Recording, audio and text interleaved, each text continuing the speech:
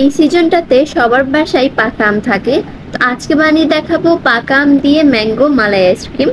আপনারা এই আইসক্রিমটি বানাতে পারবেন একদম হাতের কাছে থাকা উপকরণ দিয়ে। তো চলুন রেসিপিতে যাওয়া যাক। আইসক্রিমটা বানানোর জন্য প্রথমে আমি চুলায় একটা প্যান বসিয়ে দিয়ে দিচ্ছি 1.5 কাপ পরিমাণে লিকুইড দুধ। দুধটাকে একটু জাল করে ঘন করে নিতে হবে, সাথে দিয়ে দিব চিনি। চিনিটা এখানের মধ্যে আমি 2 টেবিল চামচ দিয়েছি। আপনারা চাইলে কিন্তু আপনাদের স্বাদ অনুযায়ী চিনিটা অ্যাড করতে পারেন।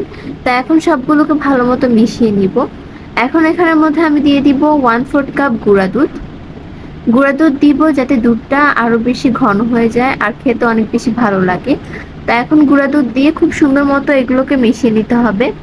মিশিয়ে এখন এটাকে ঘন করে জাল করে নিতে হবে। এরকম বলক চলে আসলে চুলা থেকে নামিয়ে নিব। আর এইখানের মধ্যে আমি নিয়ে নিয়েছি 1/2 কাপ পরিমাণে আমের পিউরি। আমটাকে শুধুমাত্র আমি কেটে তারপর ব্লেন্ডারে ব্লেন্ড করে নিয়েছি। তা এখন আমি দুধটা দিয়ে দিব। দুধটাকে কিন্তু অবশ্যই ঠান্ডা করে নিতে হবে, তারপর এই ব্লেন্ডারের মধ্যে দিব। তো এখন এই দুইটা উপকরণকে আমি খুব সুন্দর মতো ব্লেন্ড করে নিব। তো ব্লেন্ড করার পর কিন্তু এটা অনেকটাই ঘন হয়ে গিয়েছে, আর আপনারা ঘনত্বটা কিন্তু দেখেই বুঝতে পারছেন। তো একটু ম্যাঙ্গো কালারটা আনার জন্য আমি এখানের মধ্যে একটুখানি অরেঞ্জ ফুড কালার দিয়েছি। তো এখন এটাকে ভালো মতো মিশিয়ে নিব। মিশানোর জন্য এটাকে আমি আবার ওই কড়াইটার মধ্যে নিয়ে নিয়েছি যাতে খুব ভালো মতো এটাকে মেশানো যায়। তো সুন্দর মতো মিশিয়ে আমাদের এটা কিন্তু একদমই রেডি। তো এখন এটাকে আমরা আইসক্রিমের মোল্ডের মধ্যে দিব। আমি এরকম সাইজের মোল্ডে নিচ্ছি, আপনারা যে কোনো ধরনের মোল্ডে কিন্তু এগুলোকে নিতে পারেন। তো মোল্ডের মধ্যে আমি একটু একটু করে আইসক্রিমের ব্যাটার দিয়ে দিব। এই আইসক্রিম হতে কিন্তু একদমই সময় লাগে না যদি একই নিয়ম ফলো করে আপনারা বানান। তো সবগুলো মোল্ডের মধ্যে যখন আইসক্রিমটা দেওয়া হয়ে যাবে, উপর থেকে আমি কিছুটা পরিমাণে ফয়েল পেপার দিয়ে দিচ্ছি। এটার ফলে কিন্তু উপর থেকে বরফ জমা হবে না। ফয়েল পেপারটা দিয়ে এগুলোর মাঝখানের মধ্যে আমি ছুরি দিয়ে কেটে নিচ্ছি যাতে উপর থেকে আমি কাঠি ঢুকাতে পারি। এগুলোর সাথে কিন্তু কাঠি দেওয়া হয়েছে, তো আপনারা চাইলে ওগুলোও দিতে পারেন বা এরকম ভাবেও দিতে পারেন। তো কাঠিগুলোকে আমি সুন্দর মতো সেট করে দিচ্ছি। আর যেই মিশ্রণটা বাকি ছিল ওইটা দিয়ে আমি একটা প্লাস্টিকের মোল্ডের মধ্যে দিয়েছি। তো এই প্লাস্টিকের মোল্ডের উপরেও কিন্তু আমি একটু পরিমাণে ফয়েল পেপার দিয়ে দিয়েছি বরফ যাতে না জমে। তো ফিরে আসলাম 6 ঘন্টা পর। 6 ঘন্টা পরে কিন্তু এটা খুব সুন্দর মতো জমে যাবে।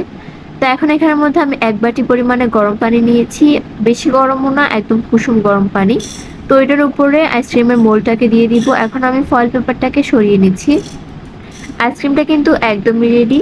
এখন শুধু এটাকে 2 মিনিটের জন্য ভিজিয়ে রাখলে কিন্তু আইসক্রিমগুলো একদম সুন্দরভাবে মোল্ড আউট হয়ে যাবে। আর যেটা প্লাস্টিকের মোল্ডের মধ্যে করেছি এটা কিন্তু খুব সুন্দর মতোই উঠে আসছে। তো এটাকে এখন আমি একটা প্লেটের মধ্যে নিয়ে নিব। আর 2 মিনিট পর ফিরে আসলাম, দেখুন এটাও কিন্তু খুব সুন্দর মতোই খুলে আসবে। আপনারা কিন্তু এই টিপসটা ফলো করতে পারেন। গরম পানির মধ্যে দিলেই কিন্তু এগুলো খুব সুন্দর মতো উঠে আসে। প্রতিটা আইসক্রিমই কিন্তু একদমই পারফেক্ট হয়েছে, সব সাইড থেকে খুব সুন্দর মতো খুলে আসছে, ভেঙেও কিন্তু যাচ্ছে না। তো সবগুলো আইসক্রিমকে আমি মোল্ড আউট করে দেখিয়েছি, দেখতেই তো পারছেন কতটা পারফেক্ট হয়েছে। আর এগুলোর সাথে আমি একটুখানি বরফ দিয়ে দিয়েছি দেখার সৌন্দর্যের জন্য। তো আমাদের আইসক্রিমগুলো কিন্তু একদমই রেডি। খেতেও কিন্তু খুব ভালো ছিল, একটু মালাই মালাই আইসক্রিমের ফ্লেভার আসছিল। আপনারা চাইলে কিন্তু এই গরমে এটা বানিয়ে বাসায় পরিবেশন করতে পারেন, দেখবেন সবাই খুব বেশি পছন্দ করবে। তো গাইস, আমার আজকে ভিডিওটি ছিল এই পর্যন্ত। এই ভিডিওটি ভালো লাগলে চ্যানেল সাবস্ক্রাইব করবেন। আল্লাহ হাফেজ।